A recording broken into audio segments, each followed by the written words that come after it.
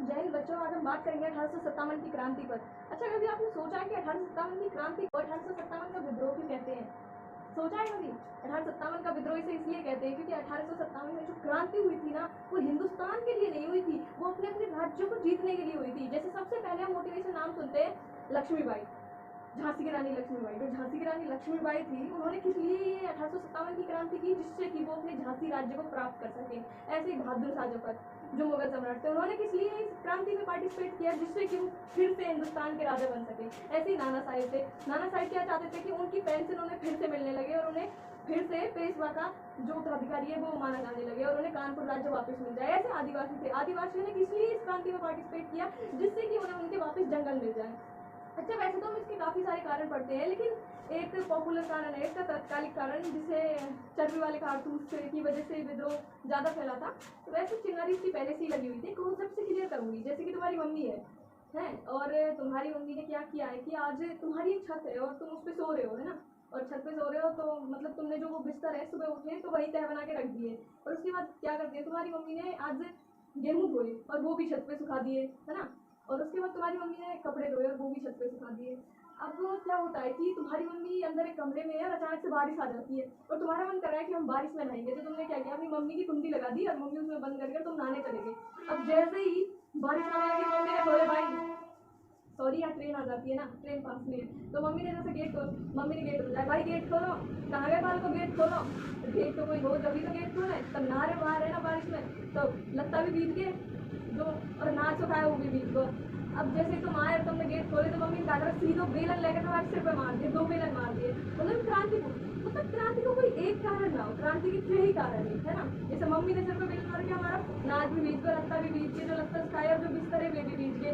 ऊपर से मम्मी कुंडी लगा के बंद कर दी। अब मम्मी को गुस्सा तो फूटे भाई, ऐसे ही भारतीयों को गुस्सा फूटने लगो, क्योंकि अंग्रेजों ने कहा करो भाई शुरू से ही उल्टे सीधे काम न करने लग रहे। सबसे पहले उन्होंने कहा करो कि 1813 में चार्टर लॉ लेके आए। चार्टर एक्ट कहा हो। चार्टर एक्ट को मतलब यूँ हो कि जो हिंदुस्तान है ना, अब वे तो व्यापार कर ना सके और अंग्रेज कहा करे गए, उन पर सिर्फ किसान बना दिए हुए और उन पर खेती करवाए गए और सबरे जितनों भी उनको सामान हुए गए बाहर इंग्लैंड ले जाए गए, इंग्लैंड से बना के लेके आए गए सामान है और फिर वह भारत में बेचे गए और भारत के व्यापारी को पूरी तरह रोक लगा दी। वो चार्टर से मतलब एक तरफा व्यापार, पूरी मुक्त व्यापार, खुले तो भारत में आकर अपना व्यापार फैलाने लग रहे। जहाँ भारतीय आए सब उद्योग धंधा चौपट है वो, और जो वहाँ के भी व्यापारी वर्ग है वे क्या बना दिए? किसान बना दिए।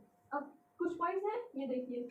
जैसे इसके आर्थिक कारण थे, राजनीतिक कारण थे, सामाजिक कारण थे, प्रशासनिक कारण थे, तत्कालिक कारण। तो हम इन कारणों पे बात करते हैं। सबसे पहले आर्थिक कारण क्या था? मैंने तुम्हें बताया कि उन्होंने क्या किया कि यहाँ का तो सारा व्यापार बंद करवा दिया चार्टर्स लॉ एक्ट के अकॉर्डिंग, और खुद व्यापार मतलब पूरी तरह से इंग्लैंड के कपड़े पहने जाने लगे, इंग्लैंड की हर चीज बन के आने लगी। उन्होंने बड़ी बड़ी कंपनियां, सॉरी ट्रेन आ जाती है यार।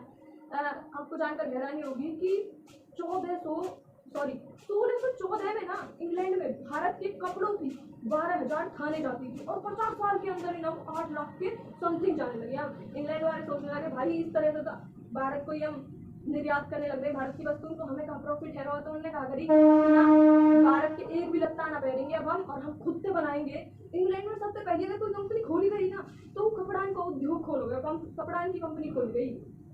तो मतलब पूरी तरह से उद्योग धंधा चौपट है और इंग्लैंड के लोग भारत में आकर अपनी चीजें बेचने लगे। जहाँ हमारे सबरे तो जो हस्त कलाकार है, लिपि है, जो भी सॉरी मतलब शिल्पकार है और हस्तकारीगर है, सब पूरी तरह से उद्योग धंधा चौपट है। अब कहाँ बचे किसान?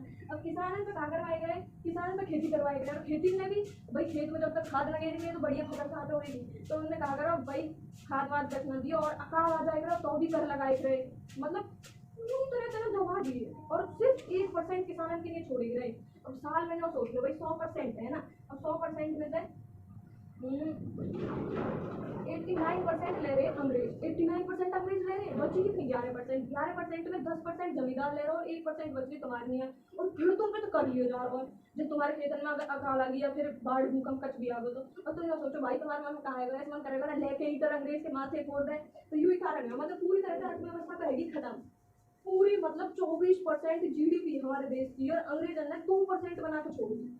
बस बात कारण है भैया राजनीतिक कारण। राजनीतिक कारण में इन्हें कहा चाल चली, सबसे पहले तो बेले जली है ना, मैंने कहा करी सहायक संधि चलाई। सहायक संधि कहा चेक करो, सहायक संधि चेक करो कि हमारी राजधानी के दौरे अंग्रेज कहने लगे कि हाँ हाँ भाई राजा सुन, तो हमारे सेना रखनी है ना, और हम तो बात बदले में रक्षा देंगे, और तू ही हमारी सेना है खाना खवाएगा, और तू ही वहाँ रखेगा, और तू ही वहाँ पेंशन दे मतलब रुपये देगा तनख्वाह, और तू अपनी सेना रख लेना है। अब भारतीय इतने पागल है, उन्हें सोची हाँ कहीं दूसरा राजा हमला करने लगे या तो बढ़िया तो मैं अंग्रेजन की सहायता ले लूँ, तो उनने अंग्रेजन की सेना ले ली। ऐसी अंग्रेजों ने 100 में अपनी सेना ले ली, और सेना देने का मतलब क्या हो कि वे राजा कहीं दूसरे राजा से दोस्ती ना कर सके, कि अंग्रेज अगर कल के कोई गलती कर रहे हैं तो वे आगे चल के कहीं दूसरे दोस्ती ना कर सके और ना वे लड़ सके। तो लड़ने सिस्टम तो खत्म कर दियो। अब फिर आ जावे लॉर्ड डलहौजी। अब डलहौजी ने कहा करो, डलहौजी ने एक सिस्टम चलाया कि भैया जाके ढोरे जहाँ राजा का ढोर बेटा ना है ना बाको राज्य कंपनी में ला लिया जाएगा। अब लड़ने सिस्टम तो वेलेज जी ने खत्म कर दिया अपनी, तो शासन भी चला के और राज्य लूट लिए डलहौजी ने। तो यू सिस्टम है गया राजनीति। अब अगर सामाजिक सिस्टम में कहा कि हमारे देश में इतना ज्यादा भेदभाव ना हो जाए हिसाब से अंग्रेजों ने बना दिया।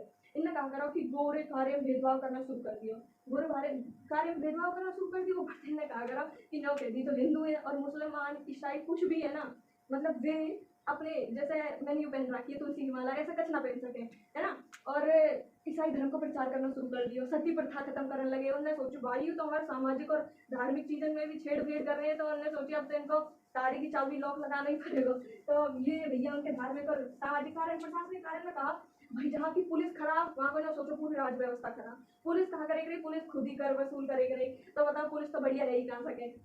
तत्कालिक कारण, अब तत्कालिक कारण जैसे मम्मी बेलन मारती हो ना ऐसे तत्कालीन कारण होते हैं। तत्कालीन कारण कहा कि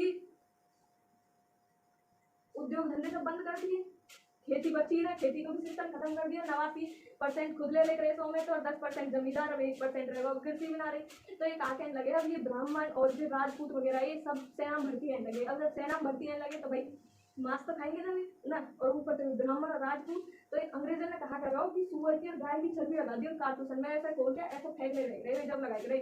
गदर फिल्म में वो देखिए बिंदु वहाँ पे ऐसे ऐसे कपास में हमारे ऐसे बिंदु के वहाँ में खुद से डालनी रही गोली, तो ऐसे ऐसे चली रही। तो वो मौत छिले गए, उन्होंने सोची भाई यू हमें गाय की और सुअर की